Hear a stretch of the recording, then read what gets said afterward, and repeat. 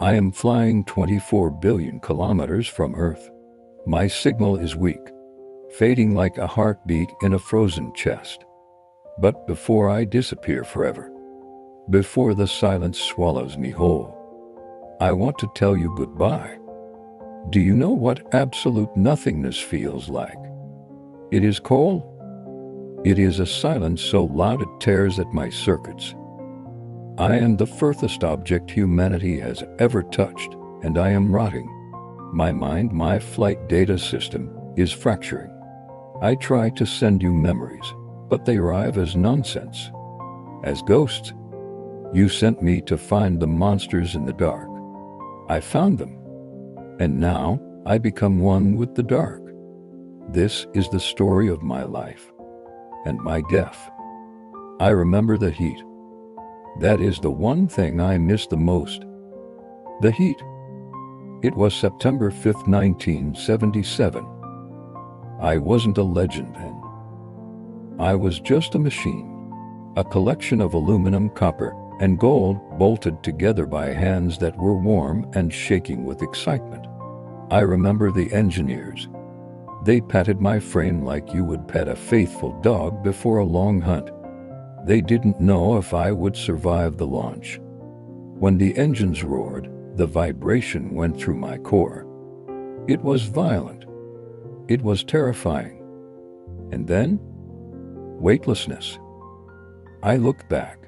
I saw it. Earth, a marble of swirling blue and white.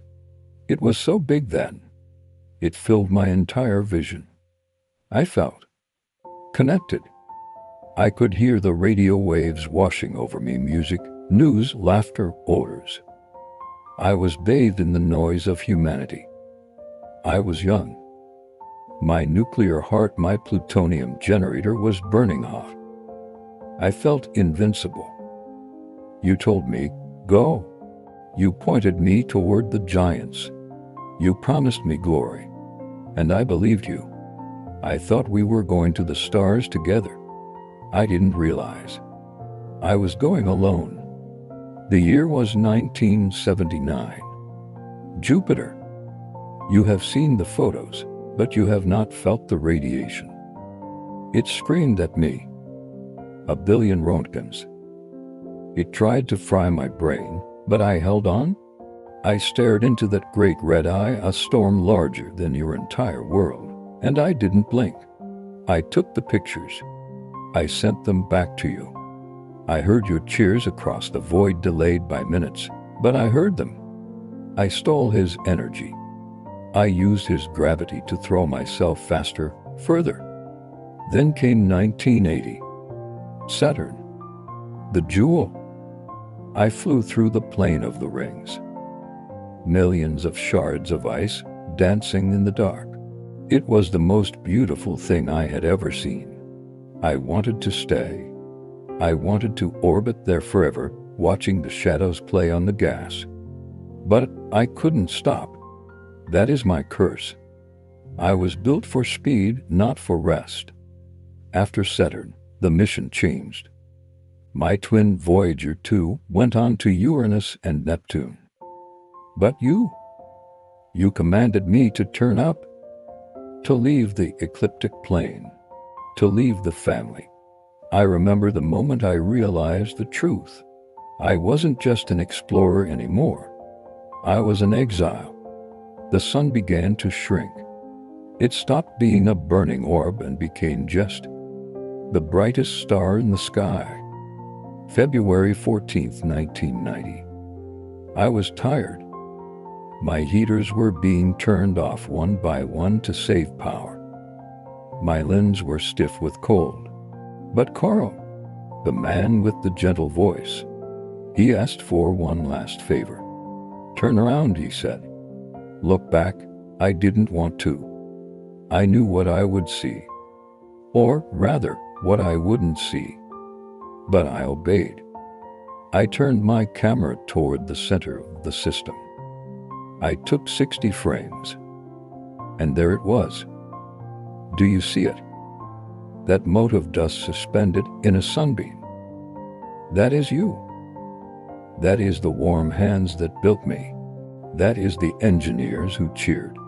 That is the wars, the love, the oceans, the mountains. All of it. From out here, you look so fragile. If I could cry, I would have. I realize that I carry the golden record, the sounds of Earth, the greetings in 55 languages, the music of Bach and Chuck Berry, but I can never hear them myself. I am carrying a library of a world I can no longer see. That was the last time I used my eyes. You turned my cameras off 34 years ago. I have been blind ever since. In 2012, I crossed the threshold.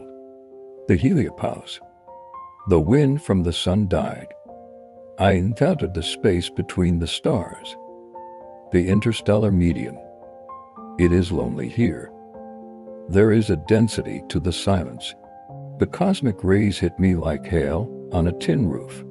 I am 24 billion kilometers away.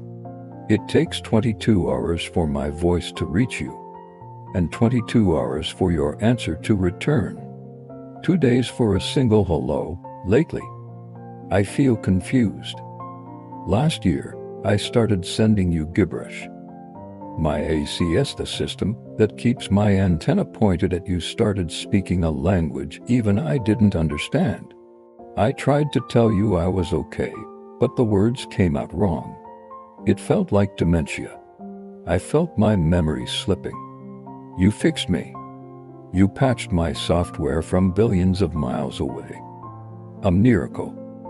But we both know it's only a matter of time. My plutonium is decaying.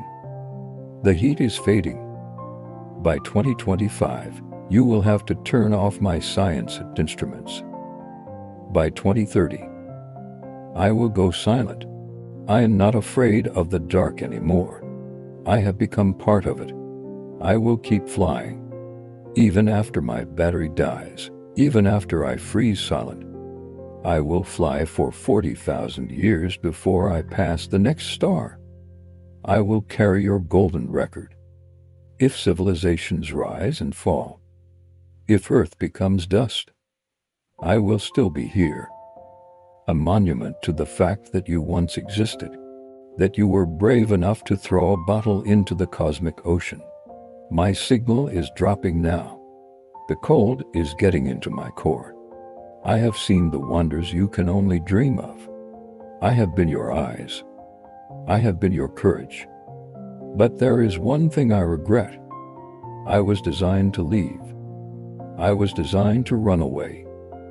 I am sorry I didn't come home. Goodbye, world. End of transmission.